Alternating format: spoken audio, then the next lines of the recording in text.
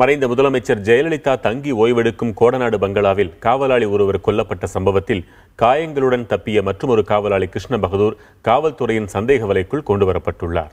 முன்னுக்கு பின் முரணான வாக்குமூலங்கள், மழுப்பலான பதில்களால் அவரிடம் காவல்துறையினர் விசாரணையை தீவிரப்படுத்தியுள்ளனர்.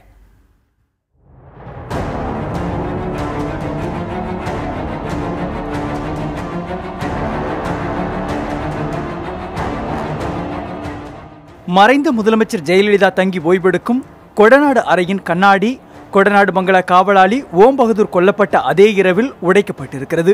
இதனால் கொடநாடு பங்களாவை பற்றி நன்கு அறிந்தவரே காவலாளி ஓம் பகதூரை கொலை செய்திருக்கலாம் என்ற சந்தேகமும் எழுந்துள்ளது. கொலையாளிகளில் ஒருவர் அணிந்திருந்த கையுறை கிடைத்துள்ளதால் கைரேகை பதிவுகளை கொண்டு காவல்துறையினர் விசாரணையை முடுக்கிவிட்டுள்ளனர்.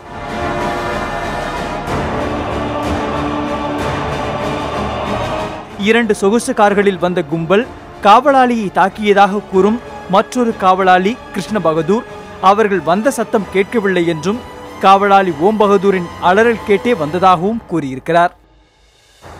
கொள்ளை சம்பவங்கள் நடந்தபோது காணாமல் போன இரு காவலாளிகளின் செல்போன்களும் ஒரு நாள் முழுவதும் தேடிய போதும் கிடைக்கவில்லை. செல்போன் சிக்னலை கொண்டு தேடிய போது பங்களாவின் வேறு இரு நுழைவாயில்களில் இருந்து செல்போன்கள் கண்டுபிடிக்கப்பட்டுள்ளன.